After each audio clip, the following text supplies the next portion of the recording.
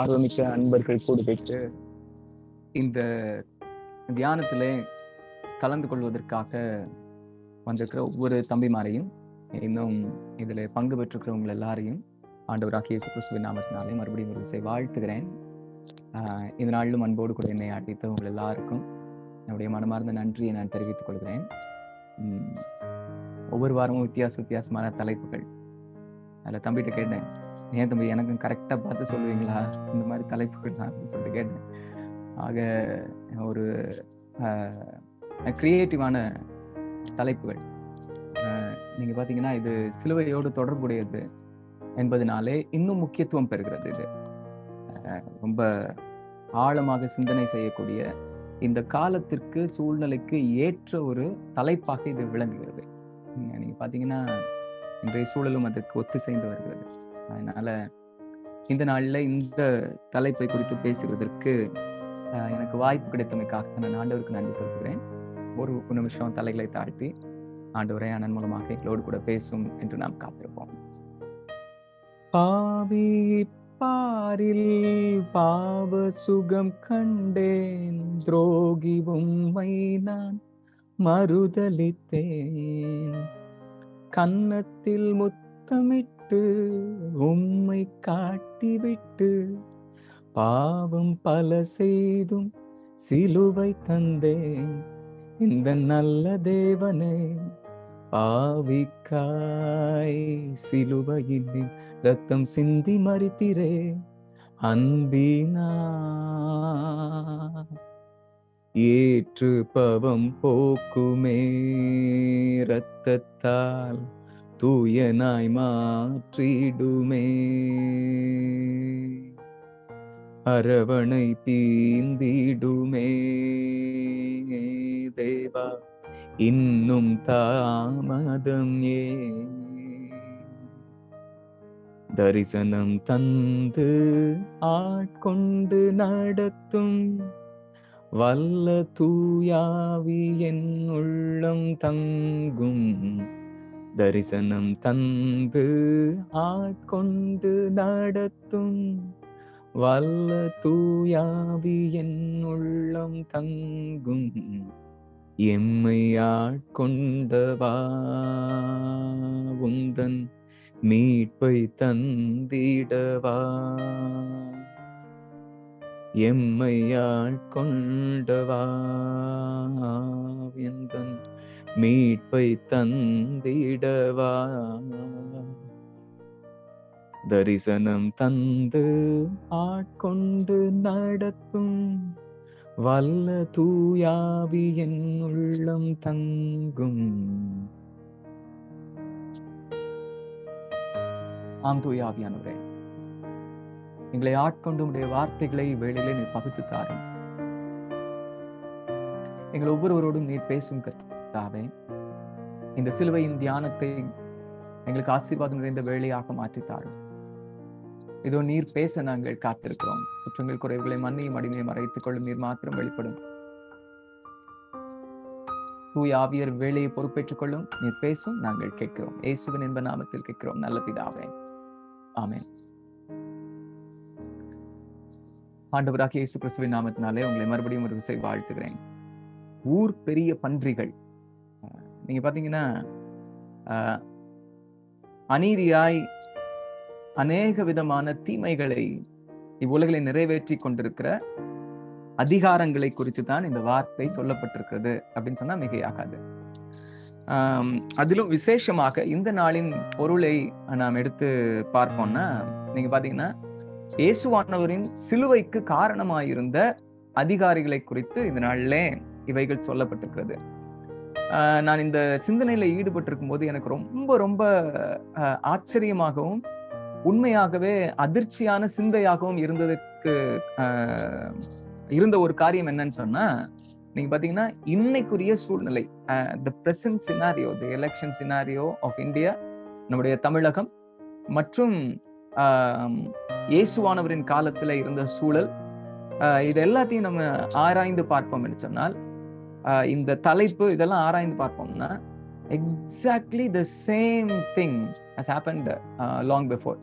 இதே விதமான ஒரு அமைப்பு, ஒரு சூழல் அந்த நாட்களிலே காணப்பட்டது. இன்னைக்கு நாங்க ஒரு வீடியோ நீங்க பாத்தீங்க. அந்த வீடியோல ஆண்டவர் சனகரின் சங்கத்திற்கு முன்பாக நிறுத்தப்பட்ட அந்த நிகழ்வு நமக்கு கொடுக்கப்பட்டிருக்கிறது.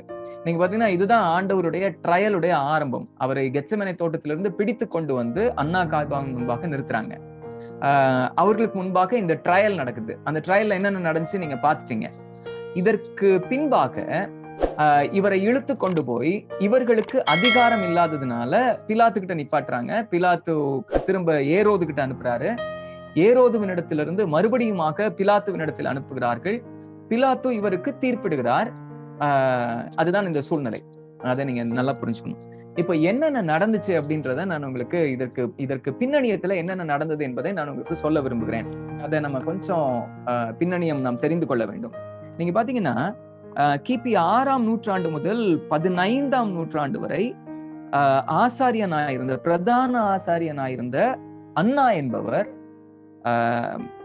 இந்த அவருடைய சீரியாவின் கவர்னர் மூலமாக தன்னுடைய பதவியிலிருந்து இறக்கப்பட்டு அவருடைய மருமகனாக்கிய காய்பா பிரதான ஆசாரியராக நியமிக்கப்பட்டிருக்கிறார். அது எப்போ வரைக்கும் இருந்தாருன்னு சொன்னா கிபி 18ஆம் நூற்றாண்டு முதல் 36ஆம் ஆண்டு வரை பிரதான ஆசாரியராக அவர் பொறுப்பு வைத்திருக்கிறார். அதற்கான ஆதாரங்கள், வேத வசனங்கள் நீங்க எடுத்து பாப்பீங்கன்னா யோவான் 18ஆம் அதிகாரம் 13ஆம் வசனம், அப்போஸ்தலர் 4ஆம் அதிகாரம் 6ஆம் வசனத்துல எல்லாம் இதுக்குரிய எவிடன்ஸ் நீங்க பார்க்கலாம். இதுல பாத்தீங்கன்னா அன்னாவுக்கும் காய்பாவுக்கும் இவங்க 2 பேரும் மாமாவும் மருமகனுமா இருந்ததுனால இவர்களுக்குள்ளாக இவங்க 2 பேரையுமே சேர்த்தே தான் இந்த அதிகார வர்க்கம் இவர்களை நோக்கி பார்த்தது. இன்னொன்னு யூதர்களுடைய அதிகார வர்க்கம் என்பது இவர்களை சார்ந்து அமைந்திருந்தது. இந்த யூதர்கள் வந்து இந்த பிரதான ஆசாரியர் மற்றும் வேதபாரகர்கள், பரிசேயர்கள் என்று சொல்லப்பட்ட கூட்டத்திற்கு அதிபதியாக இந்த பிரதான ஆசாரியர்கள் இருந்தார்கள். அதுலயும் இந்த ஃபேமிலி ரொம்ப இம்பார்ட்டன்ஸ் நிறைந்த ஃபேமிலி அப்படின்றதுனால அதிகார வர்க்கத்துல இவர்கள் இருந்தாங்க. சோ ரொம்ப பவர்ஃபுல்லான ஒரு ஃபேமிலி இந்த ஃபேமிலி. அது மட்டும் இல்ல, அதிகாரத்திலயும் இருந்தாங்க.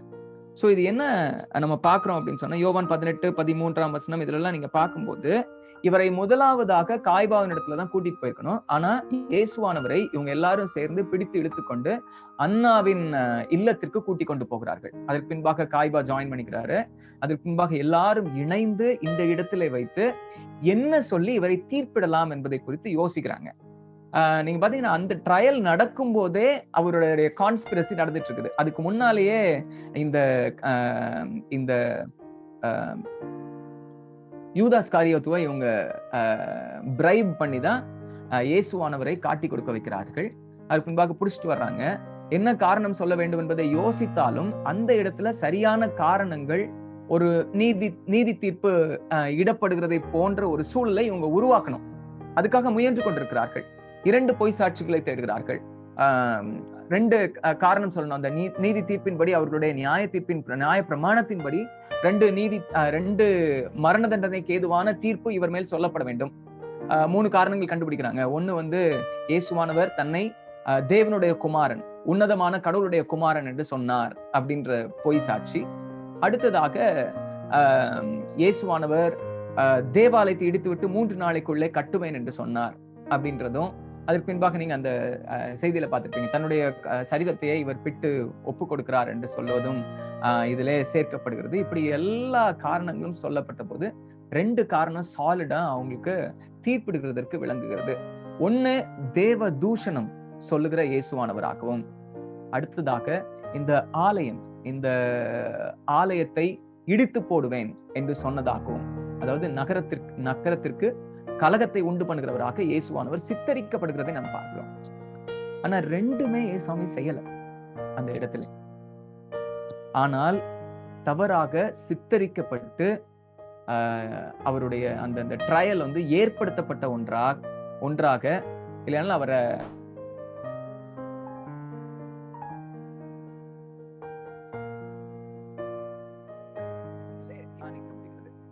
நீங்க அதுக்கப்புறம் பாத்தீங்கன்னா இவரை தீர்ப்பிடும் அதிகாரம் இவங்களுக்கு இல்ல. ஏன்னு சொன்னா ரோம பேரரசு இவர்களை அரசாட்சி செய்து கொண்டிருக்கிறது. அந்த நேரத்துல இவங்களுக்கு வந்து அந்த ஆட்சி ரோம பேரரசுக்கு மாத்திரம் இருக்குது, சீசருக்கு மாத்திரம் இருக்குது. சீசரின் பிரதிநிதியாக விளங்கிய அந்த கவர்னர் கிட்ட தான் அந்த அதிகாரம் இருக்கிறது. அப்ப இவங்க என்ன செய்யறாங்கன்னா, இந்த கவர்னர் கிட்ட அவரை கூட்டு போறாங்க. பிலாத்துவினிடத்திலே அவர் அனுப்பப்படுகிறார். அவர் சில கேள்விகள்லாம் கேட்கிறாரு. இவர் சுவாமி சில பதில் சொல்லுகிறாரு, சிலர் பதில் சொல்லாம இருக்கிறாரு. அதற்கு பின்பாக இவர் எங்க உள்ளவர் அப்படின்னு கேட்டா கலிலேயர் அப்படின்னு சொன்ன உடனே இவரை ஏரோது இவனுடைய அதிகாரத்துக்கு உட்பட்டவர் அப்படின்னு சொல்லிட்டு ஏரோதுவினிடத்திலே இவரை அனுப்பி வைக்கிறார் பிலாத்து.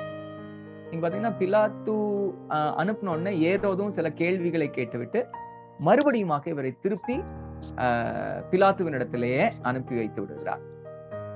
அப்போ இந்த இடத்துல இன்னொரு சம்பவம் குறிப்பிட வேண்டியது, நீங்க பாத்தீங்கன்னா இந்த அதுவரைக்கும் பிலாத்துவுக்கும் ஏரோதுவுக்கும் அரசியல் பிரகாரமாக சில மிஸ் அண்டர்ஸ்டாண்டிங்ஸ் இருக்குது. அது எல்லாம் இயேசுவாமிய காரணம் காண்பித்து அது எல்லாம் ஒண்ணும் இல்லாம போயிருச்சு. இயேசுவானவரின் நிமித்தமாக இருந்த இவங்க 2 பேரும் சிநேகிதரானாங்க அப்படின்னு இருக்குது. பார்க்க பிலாத்துவின் இடத்திலே ஆண்டவர் மறுபடியும் அனுப்பப்படுகிறார்.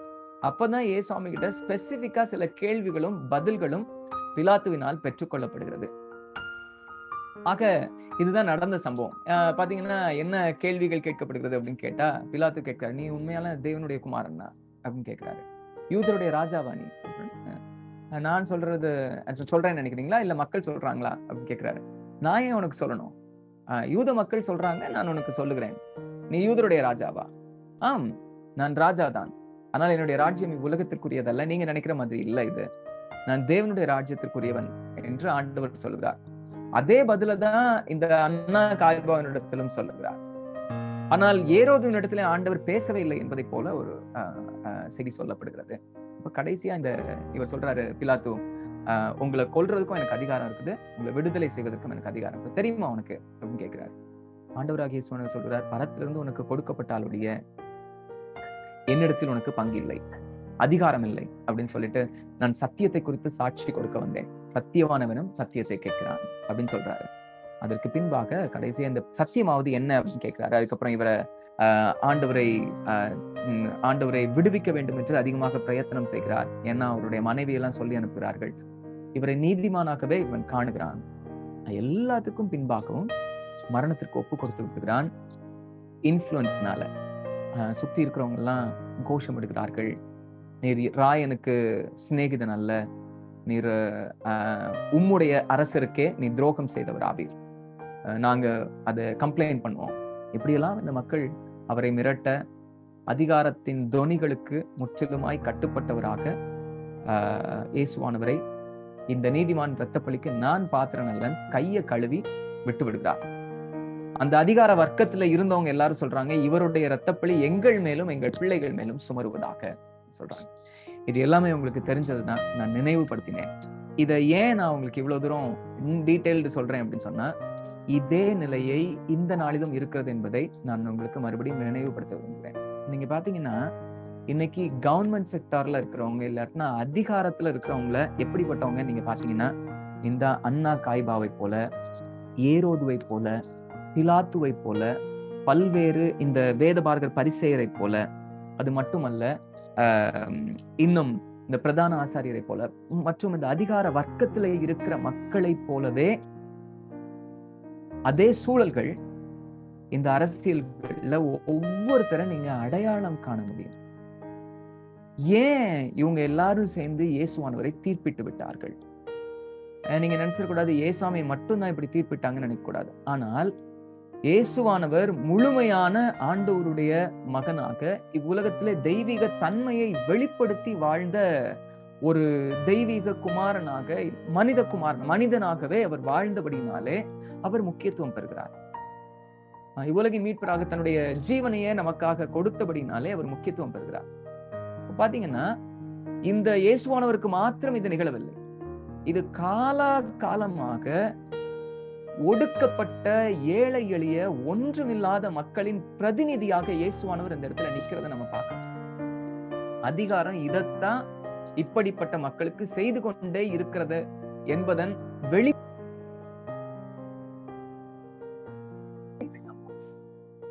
இந்த இடத்துல இயேசுவானவர் விளங்குகிறதை நாம் பார்க்கிறோம். ஆக அருமையான தமிழ்மாரே, இதுல என்ன செஞ்சாங்க? இயேசுவானவரை எப்படி, எதற்காக இவங்க எல்லாரும் சேர்ந்து இப்படி தீர்ப்பிட்டாங்க? என்ன செய்தார்கள்? ஏசாமி வேதாகம் குறிப்பிடுகிறது, நன்மை செய்கிறவராகவே சுற்றி திரிந்தார். ஜனங்களுடைய நோய்களை குணமாக்கினார். அவங்களுடைய வாழ்க்கையில சைக்கலாஜிக்கலா நீங்க பாத்தீங்கன்னா, அவர்களுடைய வாழ்க்கையில இருந்த பல்வேறு விதமான போராட்டங்களுக்கு, சைக்கலாஜிக்கல் ப்ராப்ளம்ஸ்க்கு, அவர்களுடைய அங்கீகாரம் தடைப்பட்ட போது, அவர்களுடைய ஒருவேளை சுய மரியாதைக்கு இழுக்கு வந்த போது, ஏழை எளிய மக்கள் துன்புறுத்தப்பட்ட போது இயேசுவானவர் அவர்களுக்காய் போராடினார். அது மட்டும் இல்ல, அவர்களுடைய அந்த மனநிலையை மாற்றி அமைக்கும்படியாக முழுமையாய் போராடி கொண்டே இருக்கிறார் இயேசுவானவர். தன்னுடைய வாழ்க்கையில 3.5 வருஷம் தான் வாழ்ந்தார். ஆனா 3.5 வருஷமும் அவர் செய்த செயல்கள் எல்லாம் இப்படிப்பட்ட ஒடுக்கத்திலே இருந்த, இல்லையானால் அதிகாரத்தின் பல்வேறு விதமான கோணங்களினாலே மனநிலைகள் சிதைக்கப்பட்டிருந்த மக்களுக்கு அவருடைய மனநிலைகளை மீட்டுக் கொடுப்பதற்காக ஆண்டவர் போராடிட்டே இருக்கிறார் ஏசாமி. அதுதான் ஏசாமி செஞ்சது. வாழ்க்கை முழுசும் அதுதான் செய்யறார். ஒரு புரட்சியாளர் இந்த விஷயத்துல ஏசாமி அப்படின்னு சொன்னா, ஒரு அம்பேத்கர் மாதிரி அப்படின்னு சொன்னா அதுல எந்த விதமான மாற்று கருத்துக்கும் இடமே இல்லை. அப்படிப்பட்ட ஒரு பயங்கரமான போராளியாக இயேசுவானவரை நாம் பார்க்கிறோம். அப்படி இருந்தாலே நிச்சயமா பல்வேறு விதமான அரசியல் சூழல்களிலே அரசாங்க அதிகாரிகளுக்கு எதிர்ப்பாதான் இருக்க முடியும். அது மட்டும் இல்ல, இந்த நியாயப்பிரமாணத்தின் நீதிகளை பகுத்து சொன்ன அன்னா காய்பா, பிரதான ஆசாரியர்கள், வேதபாரர்கள் என்று சொல்லப்பட்டவர்கள், இதுவரைக்கும் வேதாகமத்துக்கு விளக்கம் வேணும்னா இவங்க கிட்ட போறாங்க, இந்த அதிகார வர்க்கத்துல உள்ளவங்க கிட்ட போறாங்க. ஆனா இப்போ வேதாகமத்துல விளக்கம் வேணும் அப்படின்னு சொன்னா ஏசாமி கிட்ட வர்றாங்க. நியாயப்பிரமாணம் இப்படி சொல்லுகிறது, நான் உங்களுக்கு இப்படி சொல்லுகிறேன் சொல்லி ஆண்டவர் சொல்கிறார். ஆண்டவர் Jesus was a representative of a common folk. அவர் ஒரு அதிகார வர்க்கத்தில் உள்ளவர் இல்லை.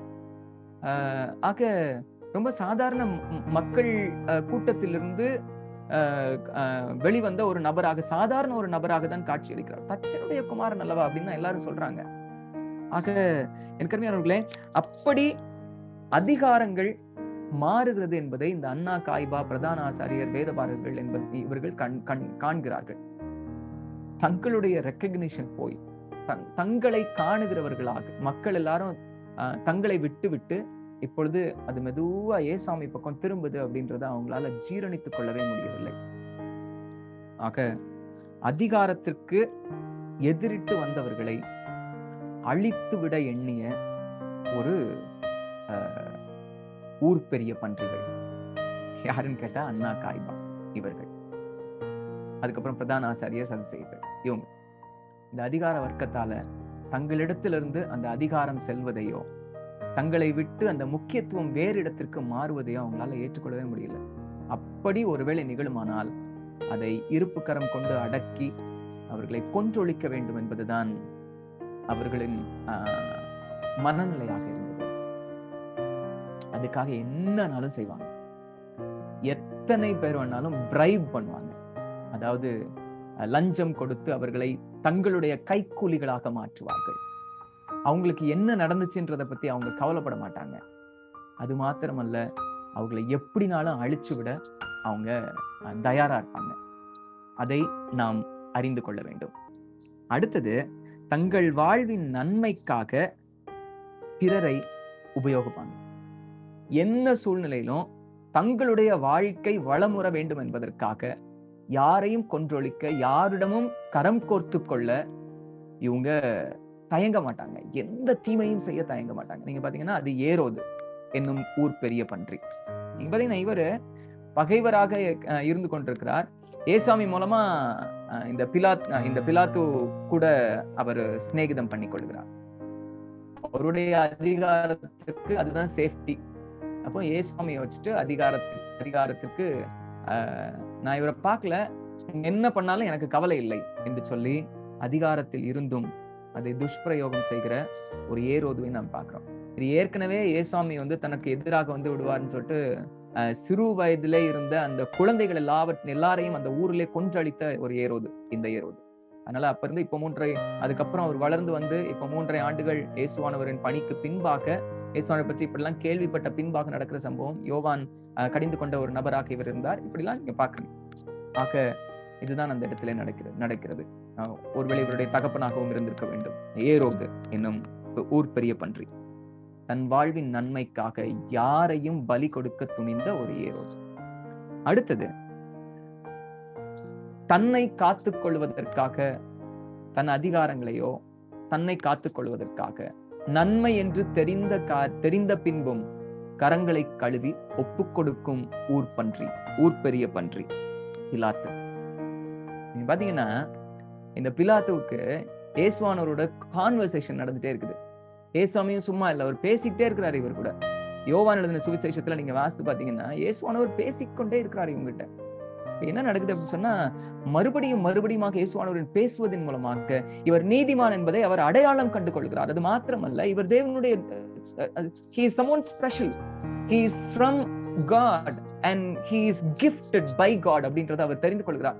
அந்த நீதிமான் நிமித்தம் நான் இந்த நாளிலே வெகு பாடுபட்ட என்னுடைய சொப்பனத்தில் அவருக்கு ஒண்ணும் செய்யாதுன்னு சொல்லிட்டு மனைவி சொல்லி அனுப்புகிறார். இப்படி எல்லாம் தெரிந்த பின்பாகவும் அவருக்கு காப்பாற்றக்கூடிய தைரியமும் அல்லது அதிகாரமும் தன் கரங்களில் இருந்த பின்பாகவும் தன்னுடைய அதிகாரத்தை காத்துக் கொள்ளும்படியாக கரங்களை கழுவி இயேசுவானவரை சிலுவைக்கு ஒப்பு கொடுத்துருக்கிறார். இதுதான் இங்க நடக்குதுங்க. நீங்க பாத்தீங்கன்னா இதை இன்னைக்குள்ள சென்ட்ரல் அண்ட் நம்முடைய ஸ்டேட் கவர்மெண்ட்டுக்கு அழகா ஒப்பிட்டு பார்க்கலாம். இதை எல்லாத்தையும் உங்களுடைய மனசுல சிந்தித்து அப்படித்தானே இருக்குது அப்படின்றத நீங்க யோசித்து பார்க்கலானால், எப்படி இருக்குது என்று யோசித்து பார்க்கலானால் எல்லாம் உங்களுக்கு புரியும். நீங்க எல்லாருமே அதிகார வர்க்கம் எல்லாமே இப்படியே இருக்கிறதை நீங்கள் காண முடியும். இது மட்டும் இல்லை, ரொம்ப பயத்தோடு நடுக்கத்தோடு நான் என்னையும் இதிலே சேர்த்து ஆயர்கள் என்று தங்களை சொல்லிக் கொள்கிறவர்கள், திருச்சபையின் தலைமைத்துவம், இந்த தலைமைத்துவம் மாத்திரம் அல்ல, பாத்தீங்கன்னா தங்களை திருச்சபையாக தங்களை நிலைநிறுத்தி கொண்ட மக்கள், இன்னைக்கு தங்கள் பெரிய திருச்சபைகள் அப்படின்னு சொல்றவங்க, பெரிய இவாஞ்சலிஸ்ட் இல்லாட்டினா பெரிய ஊழியர்கள் என்று சொல்லிக் கொள்கிறவர்கள், இவங்க தங்களை நிலைநிறுத்தி கொள்ள போராடுகிற போராட்டங்கள், இதெல்லாம் நீங்க நல்லா சிந்தித்து பார்க்கலானால் அப்படியே இயேசுவானவரின் காலத்துல நிகழ்ந்தது எங்கும் நிகழ்கிறதை நாம் பார்க்க முடியும். என்ன ஒன்னே ஒண்ணு நம்ம இப்போ ஆராய்ந்து பார்க்க வேண்டும் என்று சொன்னால், இந்த அதிகார வர்க்கம் சத்தமிட்ட போது மக்களும் அதற்கு துணை போய் விடுகிறதை நாம் பார்க்கிறோம். இயேசுவாமி ஏழை எளிய மக்களின் பிரதிநிதியாக எல்லாத்துக்கும் கவுண்டரா ஒரே ஒருத்தரா நின்று இதற்கு விரோதமாக போராடுகிறார். இயேசுவாமி செஞ்ச காரியம் என்ன? இந்த அதிகார வர்க்கம் இயேசுவானவரை கொன்றொழிக்க திட்டம் தீட்டி அதை சரியா அவங்க நினைச்ச மாதிரியே எல்லாவற்றையும் நிறைவேற்றி முடித்த போதும் கூட, அவர்கள் நிறைவேற்றி முடித்த போதும் கூட இயேசுவானவர் என்ன செஞ்சாரு கேட்டீங்கன்னா, முதல்ல கேள்வி எழுப்ப வேண்டிய இடங்களிலே கேள்வி எழுப்பினார். அதிகாரிகள் முன்னால் நின்றுட்டு இருக்கிறாங்க, ஒருத்தன் டப்புன்னு அவரை சவுட்டில் அடிக்கிறான். ஆண்டவர் சொல்றாரு, ஏன் என்னை அடித்தாய்?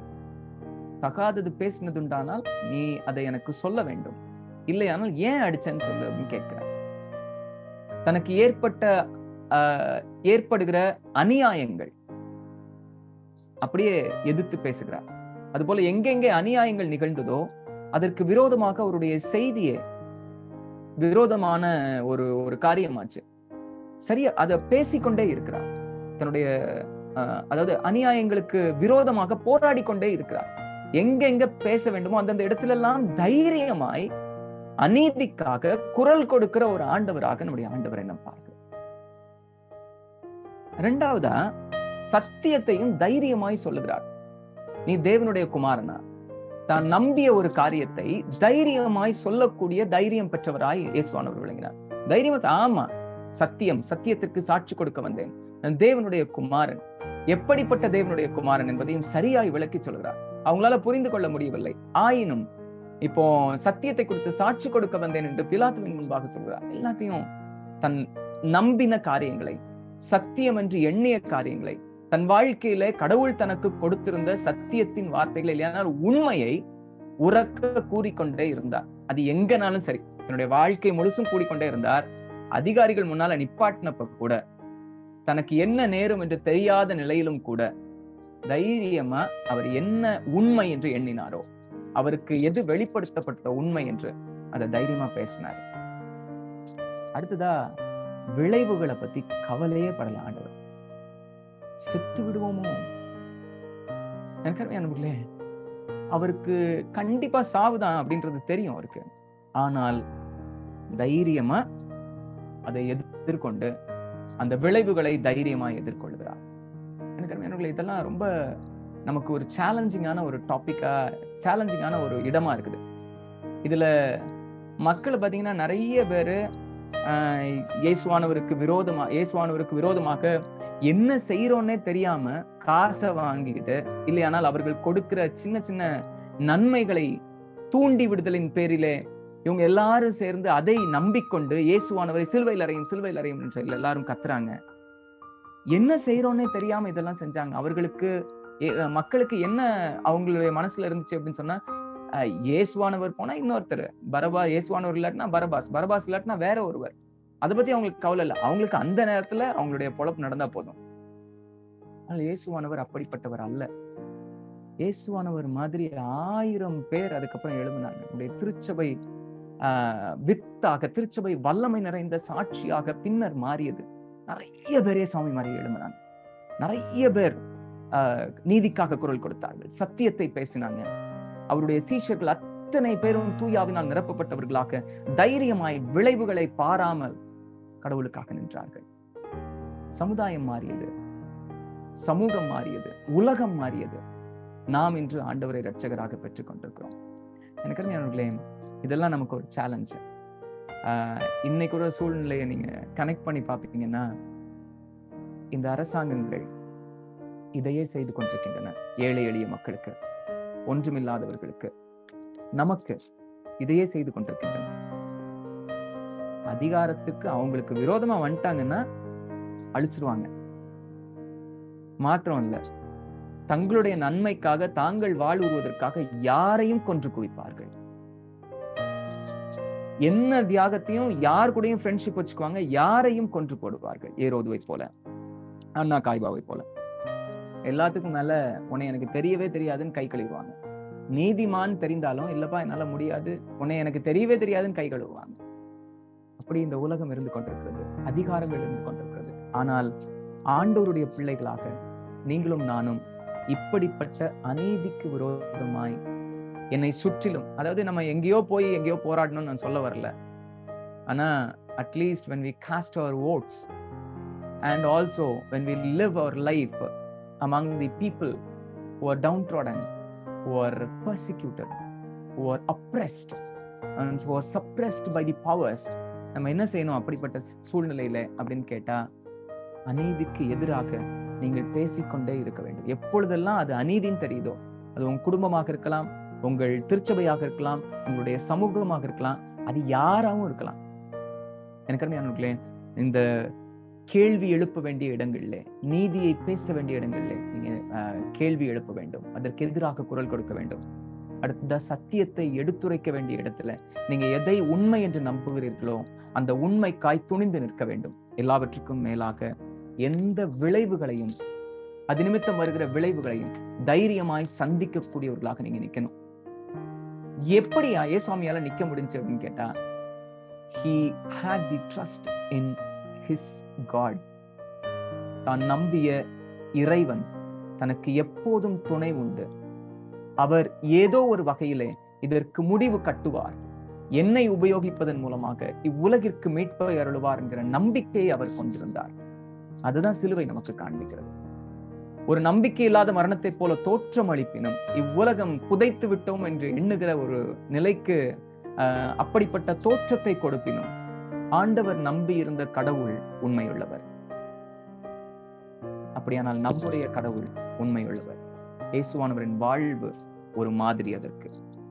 கருமையானவர்களே, அப்படியானால் இதுதான் நடக்கும் என்று அறிந்தும், இவ்வுலகம் இப்படித்தான் இருக்கிறது என்று அறிந்தும் தெரிந்தும், நீங்களும் நானும் இப்படி சத்தியத்திற்காய் துணிந்து நிற்க, விளைவுகளை பாராமல் நிற்க, நீதிக்காய் குரல் தருகிறவர்களாய் இவ்வுலகிலே வாழ சிலுவை நமக்கு ஒரு மாதிரியை தருகிறது. அதுக்கு பேசிக்க when you cast your vote, please be aware and be mindful of all these things. அதே நேரத்தில் உங்களை சுற்றி நடக்கிற தீமைகளுக்கு விரோதமாக நீங்க என்ன செய்யணும் அப்படின்றத இந்த நாளின் தியானத்தின் மூலமாக கடவுள் உங்களுக்கு இடைப்பட்டிருப்பாரானால், தொடர்பு படுத்திருப்பாரானால், தயவு செய்து அந்த காரியத்துக்கு உங்களை அர்ப்பணியுங்கள். தேவன் தாமே உங்களோடு இருந்து இயேசுவானவரை போன்ற நற்சாட்சியாய் நீங்கள் வாழ, இந்த உலகிலே இயேசுவானவரை போன்றே நீங்கள் ஒடுக்கப்பட்ட மக்களின் மேசியாவாக மாற உங்களுக்கும் எனக்கும் அருள் புரிவாராக. அது ஒரு மாதிரி, இயேசுவானவரின் மாதிரியை பின்பற்றுவோம். இந்த உலகத்தின் அதிகார வர்க்கத்தின் அனைத்து தீமைகளையும் நம்மை விட்டு அகற்றுவோம். ஒருவேளை என்கிட்ட அந்த மாதிரி காரியங்கள் இருக்குமா இருந்தா தயவுசெய்து அதை விட்டு வெளியேறுவோம். தேவன் தாமே இயேசுவானவரை போல வாழ, ஊர் பெரிய பன்றிகளின் எந்த குணாதிசயங்களையும் நம்மிடத்திலே காணப்படுமான அதை வேறெடுத்து போட ஆண்டவர் நமக்கு துணை அருள்வாராக. உங்கள் எல்லாருக்கும் மறுபடியும் ஒரு விஷயம், அன்பின் வாழ்த்துக்களையும் நன்றியையும் நான் தெரிவித்துக் கொள்கிறேன்.